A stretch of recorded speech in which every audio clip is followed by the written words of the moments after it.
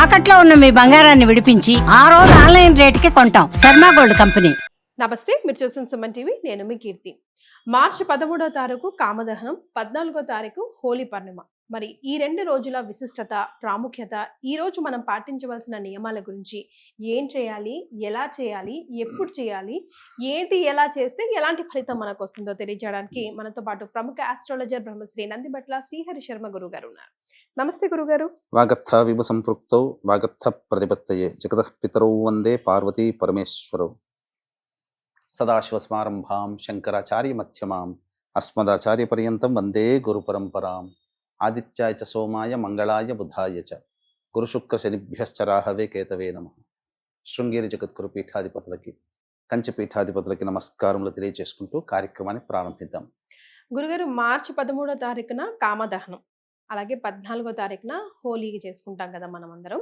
అసలు కామదహనం కారణం ఏంటి, ఎలా చేసుకోవాలి, ఏ సమయంలో చేసుకోవాలి? అంటే నేను విన్నది ఏంటంటే గురుగారు, ఒక రకంగా కామదహనం అంటే సామూహికంగా చేసే యజ్ఞం లాంటిది. అంత పవర్ఫుల్, అంత ఇంపార్టెన్స్, అంత భక్తి శ్రద్ధలతో చేయాలి. ఏదో తాగేసి తినేసి ఇంట్లో ఉన్న పాత వస్తువులు తీసుకొచ్చి అక్కడ పడేసి సమిధలు వేయటంలో కూడా ఒక్కొక్క అర్థం పరమార్థం ఉంది అని విన్నాను. సో వాటన్నిటి గురించి ఎలాగో చేస్తాం గురుగారు, అదేదో మనకు నాలెడ్జ్ తెలుసుకొని ఒక భక్తి శ్రద్ధలతో చేస్తే అసలైనది వస్తుంది కదా. తప్పకుండా అంటే ఇక్కడ మనం గమనించాల్సింది ఏంటంటే, ముఖ్యంగా పాల్గొన మాసంలో వచ్చేటువంటి పౌర్ణమి మన్మథ పౌర్ణమి, మదన పౌర్ణమి, కాముని పౌర్ణమి అని అంటుంటారు. అంటే ఇక్కడ ఏంటనంటే, మనకు యుగాల నాటిది ప్రకారం చూసుకుంటే సతీదేవి వియోగమైన తర్వాత ఆ వియోగ బాధతో పరమేశ్వరుడు ఘోర తపస్సులోకి వెళ్ళిపోతాడు, ధ్యానంలోకి వెళ్ళిపోతాడు. తారకాసును సంహరించాలి అని అంటే పార్వతీ పరమేశ్వరుడు అనగా సతీదేవికి పరమేశ్వరుడికి పుట్టిన సంతానంతోనే నా సంహారం జరగాలని అంటాడు. సతీదేవి మళ్ళీ హిమవంతుని పుత్రికగా పార్వతిగా జన్మిస్తుంది. ఆ పార్వతినే ఈ యొక్క ఈశ్వరుణ్ణి భర్తగా ప్రేరణ చేసుకొని, తదనంతరం ఆ పార్వతి గత జన్మ వృత్తాంతాన్ని తెలుసుకొని నా భర్త పరమేశ్వరుడు అని చెప్పి పరమేశ్వరుని వెతుక్కుంటూ వెళుతుంది. పరమేశ్వరుడు ఎప్పుడు నన్ను చూస్తాడా, ఎప్పుడు నన్ను స్వీకరిస్తాడా అని ఎదురు చూస్తుంది. దేవతలందరూ కూడా ఎదురు చూస్తారు, ఎందుకంటే వాళ్ళకు పుట్టే సంతానంతోనే వియోగం, ఈ యొక్క తారకాసుని యొక్క సంహారం జరగాలి కాబట్టి. అయితే ఇది ఒక పట్టాన కొన్ని వేల ఏళ్ళు ఎదురు చూసినా పరమేశ్వరుడు కరుణించలేదు, అంటే ధ్యానం నుంచి బయటికి రాలేదు. అంటే ఈ కాముడు అనగా మన్మథుడు నేను ప్రేరేపిస్తానని చెప్పడం, ఆ విధంగా ఆ ప్రేరణ చేత పరమేశ్వరుడు ఈ ధ్యానభంగం అవ్వడం, ఎదురుగా కనిపించేసేసరికి పార్వతి కనిపించేసరికి ఆ సుందర రూపాన్ని చూసి తనకి గుర్తుకు వచ్చి తన భార్యగా స్వీకరించడం, తర్వాత నా యొక్క ధ్యానానికి భంగపరిచిన వాడు ఎవడు అని చెప్పేసి ఆగ్రహంతో తెలుసుకొని మన్మధుడి వైపు తీక్ష్ణమైన దృష్టితో చూడడం, మూడవ కన్ను తెరవడం, తద్వారా దహనమైపోవడం. తర్వాత రతిదేవి వచ్చి బాధపడడం, నా యొక్క భర్తను రక్షించమంటే ప్రపంచం మొత్తం కనిపించకపోయినా నీకు మాత్రం, నీ కంటికి మాత్రం కనిపిస్తాడని చెప్పి వరం ఇవ్వడం, ఇది జరిగిపోయింది. ఈ మన్మధుడు మరణించినటువంటి రోజే ఈ యొక్క పౌర్ణమి రోజు అని అంటారు. అంతేకాకుండా మనకు ఈ యొక్క కాముని పౌర్ణమి అనేటువంటిది 2 సందర్భాల్లో ఇంకా మనకు బాగా ప్రహ్లాదుని స్టోరీ ఒకటి, ముఖ్యంగా రాధాకృష్ణుల యొక్క ప్రేమ తత్వాన్ని సూచించేటువంటిది. కాబట్టి ఈ రాధాకృష్ణులు బాగా చేసుకుంటారమ్మా చక్కగా. అందుకనే ఈనాటికి కూడా మన దగ్గర అంతగా రంగులద్దుకోవడం అనేటువంటిది మన దగ్గర ఈ మధ్య పెరిగింది, కానీ ఒక పూర్వకాలం నుంచి కూడా నార్త్ సైడ్ వాళ్ళే ఎక్కువగా సంతోషంగా, మనము దీపావళి ఎంత సంతోషంగా జరుపుకుంటామో వాళ్ళు ఈ యొక్క హోలీ పండుగ అంత బాగా సంతోషంగా జరుపుకుంటారు. దగ్గర 40 రోజుల పాటు ఏదో సెలబ్రేట్ అంటే పంచమి రోజు నుంచి, ఈ పాల్గొన మాసం పంచమి రోజు నుంచి మొదలుకొని ఈ పౌర్ణమి వరకు కూడా ఉత్సవాలు బాగా జరుపుకుంటారు. అందరూ రంగులు పూసుకుంటారు. ఇంకా చెప్పాలి అంటే తమ ఇష్టమైన వ్యక్తుల మీద ప్రేమను చాటేటువంటి ఉద్దేశంలో భాగంగా ఈ రంగును చల్లుకోవడం, ఈ జల్లిన తర్వాత ఆ యొక్క అమ్మాయి కూడా తను ఇష్టమైతే తను కూడా జల్లుతుంది. ఈ ఇద్దరిగా అంటే రాధాకృష్ణులు ఒకరికొకరు చల్లుకున్నారు కాబట్టి ఆ విధంగా ప్రేమను అంగీకరించే శుభదినంగా కూడా ప్రేమికులు అనుకున్న వాళ్ళు ప్రేమని వ్యక్తపరచడం కోసం రంగుని చల్లుకుంటారు. అయితే ఒక్కరు చేస్తే కాదు, అటువైపు ఇంకొక వ్యక్తి కూడాను తన ఇష్టాన్ని చూపితే అప్పుడు ఆ విధంగా జరుగుతుంది. ఇది జరిగేటువంటిది. ఇంకొక రెండవదైనటువంటిది ఏంటంటే ప్రహ్లాదుడికి సంబంధించినటువంటిది. హిరణ్యకశిపుడికి సోదరి హోళిక, ఆమెకు ఒక గొప్ప వరం ఉంది. అగ్నిలో కూడా దగ్ధమైపోయినటువంటి వరం ఆమె సంపాదించుకుంది. కాబట్టి ఎన్నో విధాలుగా ఆ ప్రహ్లాదుడు ఎందుకంటే విష్ణు భక్తుడు, ఆయనేమో విష్ణు ద్వేషి తండ్రి. కాబట్టి ఇక్కడ తన ప్రహ్లాదుడిని అంతమొందించాలనే ఉద్దేశంతో బాధలు పెట్టైనా నయాన భయాన చెబితే వినలేదు. ఇక దండన చేసి భయపెట్టి బాధ పెట్టైనా మార్చాలి దృష్టి విష్ణువు నుంచి ఈశ్వరుడికి అని చెప్పే ఉద్దేశంతో అనేక రకాల శిక్షలు వేసిన అన్నిట్లో కూడాను మృత్యుంజయుడి తిరిగి వస్తే ఇక చివరికి సోదరి అన్న యొక్క పడుతున్నటువంటి తపనని చూసి నేను సంహరిస్తానన్నయ్య అని చెప్పి ఒక పెద్ద మంట వేసుకొని ఆ మంటలో ప్రహ్లాదుని ఒళ్ళో కూర్చోబెట్టుకొని తనకొక వరం ఉంది కదా, ఎటువంటి అగ్నిలో దహనం అయిపోనని చెప్పేసేసని. కానీ ఇక్కడ దేవత యొక్క శక్తి ముందర ఆమె వరం ఏమీ పనిచేయలేదు. ప్రహ్లాదుడి యొక్క నిరంతర భక్తి తత్పరంతో ఆ హోళికే దహనం అయిపోయినటువంటిది. హోళిక అనే రాక్షసి దహనం అయినటువంటి సందర్భంగా మళ్ళీ దహనం అయిపోయి మృత్యుంజయుడై తిరిగి వచ్చినటువంటి సందర్భంగా ఆ రోజు పౌర్ణమి, ఈ హోళికా పౌర్ణమి. ఆ రోజున నుంచి పురస్కరించుకొని ప్రతి ఇంటా కూడా ఈ యొక్క హోళీ పండుగ సందర్భంగా హోళీ దహనం లేదా కామదహనం ఊరి చివర్లలో, ఇప్పుడు భోగి మంటలు అయితే ఏ విధంగానైతే మనం వేసుకుంటామో భోగి మంటల్లో చేసే ఆచారంలో ఏంటంటే పాత వస్తువులన్నీ తీసుకొచ్చి వేయడం లాంటిది. కానీ ఈ హోళికా పౌర్ణమి సందర్భంగా వాడబడేటువంటి వస్తువుల్లో పాత వస్తువులు కాదు, కొత్త వస్తువులే మనం తెచ్చుకోవాలి. పాత వస్తువులు వేయడానికి లేదు. ఆవు పిడకలు వస్తువులు. ముఖ్యంగా ఈ దహనం అనేటువంటిది జరపడానికి ఈ 13వ తారీఖు రోజున రాత్రిపూట కదా జరిపేటువంటిది. దహనం అనేది ఎప్పుడు కూడా రాత్రిపూట. ఏ సమయంలో? 13వ తారీఖు రోజున మనకు ఉదయం 10:36 నుంచి ప్రారంభమైనటువంటి పౌర్ణమి 14వ తారీఖు రోజున 12:27 వరకు ఉంది. కాబట్టి రాత్రిపూట మాత్రమే ఇది జరుపుకోవాలి. ఏ సమయంలో సాధారణంగానైతే అన్ని ప్రాంతాలలో సూర్యాస్తమయం అయిన తర్వాత సాయంత్రం అనగా ఈ ప్రదోష కాలం దాటిన తర్వాత అంటే సాయంత్రం 7:30 తర్వాత చేస్తారు. కానీ ఈసారి భద్రాకరణం అనేటువంటిది ఉన్నది. రాత్రి 11:36 వరకు భద్రాకరణం ఉంది. కాబట్టి ఈ యొక్క భద్రాకరణం ఉన్నంత వరకు సమయాన్ని విడిచిపెట్టి హోళికా పౌర్ణమి అనేటువంటిది భవిష్యత్తులో మంచి జరగడానికి ఉద్దేశించి చేసేటువంటి పండుగ. ఎందుకనంటే ఈ యొక్క హోళికా పండుగ అనేటువంటిది జరిపిన తర్వాత ఆ విభూతిని తీసుకొని వచ్చి తెల్లవారి అనగా మరుసటి రోజున నీటిలో కలుపుకొని స్నానం చేస్తే సమస్తమైనటువంటి రోగ దోషాలన్నీ కూడా తొలగిపోతాయని శాస్త్రవచనం. అంతేకాకుండా ఇంటికి తీసుకొచ్చి ఇంటి చుట్టుపక్కల ఉన్నటువంటి ప్రదేశాల్లో జల్లినట్లయితే ఆ ఇంట్లో ఎటువంటి అపమృత్యు భయ దోషాలు ఉండవు. అంతేకాకుండా ఆ ఇంట్లో నరదృష్టి నరఘోష నుంచి బయటపడుతుందని చెప్పి శాస్త్రవచనం.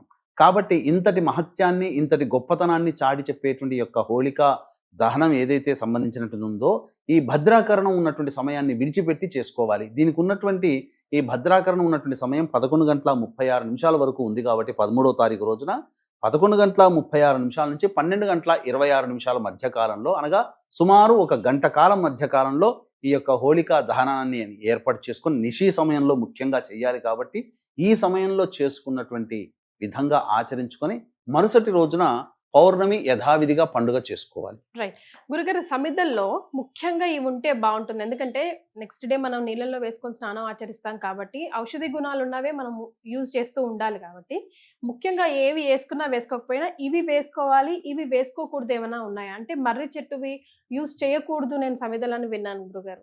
అటువంటిది ఏం లేదు. మనకున్నటువంటి పంచపల్లవాలలో 5 రకాలు ఉన్నాయి. ఈ పంచపల్లవాలే ముఖ్యంగా సంబంధించినటువంటి దేవతా పూజలో మనం వాడతాం. అంటే మర్రి, మేడి, జువ్వి, మోదుగా, రావి.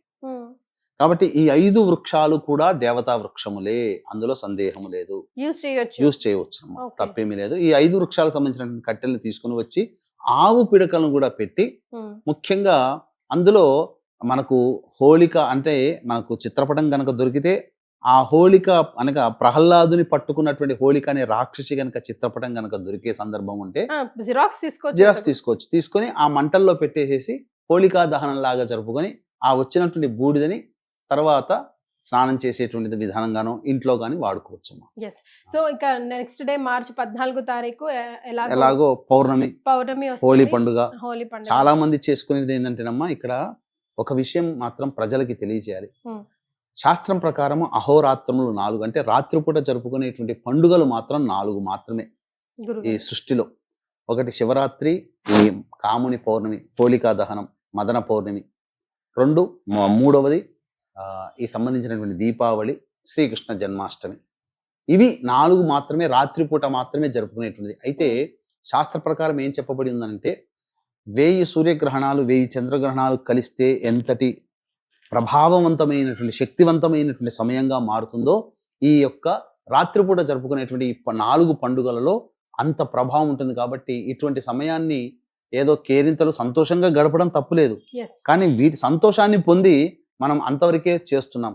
కానీ దీని తర్వాత శాస్త్ర ప్రకారం చేయాల్సినటువంటి విధి విధానాలు మనం చేయలేకపోతున్నాం. ఎస్ తద్వారా ఇక్కడ మనకు ఈ హోళిక అనేటువంటి ఒక రాక్షసి ద్వారా మనకు అవగతమయ్యేటువంటి ఒక గొప్ప విషయం ఏంటంటే, అందులో మనము పురాణ ప్రకారం హిరణ్యకశిపుడు, ప్రహ్లాదుడు, హోళిక అనేటువంటిది మనం జరుపుకున్నాం. అంటే ఇక్కడ బాలుడు, పసిబాలుడుగా ఉన్నటువంటి వాడు అనేక విధాలుగా ఉన్నటువంటి గండ దోషాలు తొలగించుకొని బయటికి వచ్చాడు. ఆఖరిగా ఈ హోళికను సంహరించడం జరిగింది. కాబట్టి మృత్యుంజయుడై తిరిగి వచ్చాడు. కాబట్టి పిల్లలున్న ప్రతి తల్లులు ఈ హోళికా పండుగ రోజున ఇటువంటిది చేసి తదనంతరం పిల్లలకి ఆయురారోగ్యాలు కలగాలంటే కొన్ని నియమాలు కూడా పాటించాలమ్మా. ఏంటా నియమాలు గురుగారు? తప్పకుండానమ్మా. అయితే ఈ యొక్క హోళికా పండుగ సంబంధించినటువంటి పురస్కరించుకొని మన పీఠమాధ్వర్యంలో ఈ యొక్క వృషభ, మిథున, సింహ, కన్య, తుల, ధనుస్సు, మకర, కుంభరాశుల్లో జన్మించినటువంటి వారికి ఈ యొక్క గ్రహణం, చంద్రగ్రహణం కూడా ఏర్పడుతుంది. ఆ రోజున మన భారతదేశంలో కనిపించకపోయినప్పటికీ, నియమాలు పాటించలేకపోయినప్పటికీ ఈ చెప్పినటువంటి వృషభ, మిథున, సింహ, కన్య, తుల, ధనుస్సు, మకర, కుంభరాశిలో జన్మించినటువంటి వారికి, మీన రాశిలో జన్మించినటువంటి వారికి ఈ యొక్క దోష ప్రభావం కాబట్టి గ్రహణ దోష నివారణ పూజల హోమాలు అనేటువంటివి పర్ హెడ్ 2100 రూపాయలకి చేయించడం జరుగుతుంది. అవకాశం ఉన్న వాళ్ళు కార్యక్రమ తదనంతరం కాంటాక్ట్ చేసి మీ గోత్రనామాలు నమోదు చేసుకోవచ్చు. అయితే ఈ చేయాల్సినటువంటిదల్లా కూడా పౌర్ణమి అంటే గుర్తుకొచ్చేది లలిత అమ్మవారు అందరికీ. కాబట్టి అవకాశం ఉంటే అందరూ ఇంట్లో చండీ హోమం చేసుకోవడం చాలా మంచిది. లేని పక్షంలోనైతే ప్రధానంగా ఈ సంబంధించినటువంటి అమ్మవారికి చక్కగా ఎర్రటి పూలమాల వేసి లలితా సహస్రనామ పారాయణం చేసి లక్ష్మీ అష్టోత్తరం కూడా పారాయణం చేసి తదనంతరం అమ్మవారి దేవాలయంలో ఈ సంబంధించినటువంటి పెరుగు ఈ బెల్లం పాయసం నైవేద్యంగా పెట్టాలి. ఇక దేవుడి గదిలోనా గురుగారు, లేకపోతే చంద్రుడి కింద కూర్చొని దేవుడి గదిలోనే పెట్టవచ్చు, లేదా దేవాలయంలోనే పెట్టవచ్చు. ముఖ్యంగా ఇంతకుముందు పిల్లలకి ఆయురారోగ్యాలు, కుటుంబంలో మానసికమైన ప్రశాంతత లభించాలి అని అంటే 11:30 నుంచి 12:30 13వ తారీఖు రోజున రాత్రి కాలంలో ఈ హోళికా దహనం ఉన్నటువంటి సమయంలోనే చద్దిని ప్రిపేర్ చేసుకోవాలి. చద్ది పెట్టడం అంటే తెలుస్తుంది ఎవరికైనా పెద్దవాళ్ళకి.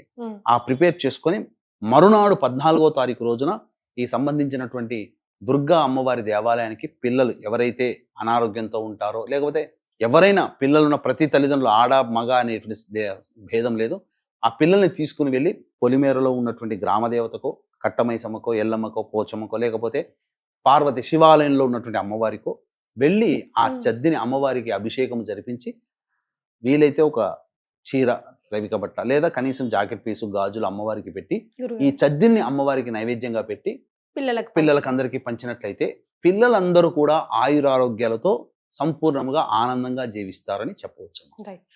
లాస్ట్ గా ఒక చిన్న అనుమానం అండి. ఇప్పుడు తులసి కోట దగ్గర లలిత చదివి దీపారాధన చేసి బెల్లం పాయసం నివేదన చేసి లలిత చదువుకోమంటారు కదా, మనం ఆఫ్టర్ 6 అసలు చెట్లనే ముట్టుకోద్దు అంటాం కదా గురుగారు, పర్వాలేదా? నీళ్ళు అలా నీళ్ళు అయితే తులసి కోటలో పోస్తాం. తులసి కోట దగ్గర మనం నీళ్లు పోయడంలో తప్పులేదు. ముట్టుకోవడం అని అంటే అక్కడ సాయంత్రం అయిన తర్వాత తెంపకూడదు. శాస్త్ర ప్రకారం ఏంటంటే జీవము ప్రతి చెట్టుకు ఉంటుంది, పుట్టకి, రాయికి కూడా చెట్టులో ప్రాణాలు ఉంటాయి మనిషికి ఉన్నట్టుగానే. కాబట్టి సాయంకాల సమయంలో చెట్టు దగ్గరికి వెళ్ళకూడదు అని అంటారు. ఎందుకనంటే అక్కడ కొన్ని చెట్ల ప్రకారము కార్బన్ డైఆక్సైడ్ వదులుతాయి రాత్రిపూట. అందుకని కొన్ని చెట్ల కింద నిద్రించకూడదని రాత్రిపూట. కారణం అదే, మనిషికి అనారోగ్యం ఏదో సందర్భంలో వెళ్ళినా అనారోగ్యం చేస్తుందనే ఉద్దేశంతో చెప్పడం జరిగింది తప్ప చెట్లు తెంపకూడదు. కానీ చేయవచ్చు, నీళ్లు పోయవచ్చు, ఇబ్బంది పడాల్సిందే. అట్లని కూడా కార్తీక మాసం అంతా కూడా ప్రదోషకాల సమయంలోనే చెట్టు దగ్గరనే చేస్తారు కదా. రైట్. సో గురుగారు చెప్పబోయేది ఏంటంటే, మన పండగలు అనేది పెద్దలు పెట్టిన ఆచారం, అది మనకి, మన వంటికి, మన ఇంటికి విలువలు పెంచేదే అయి ఉంటుంది.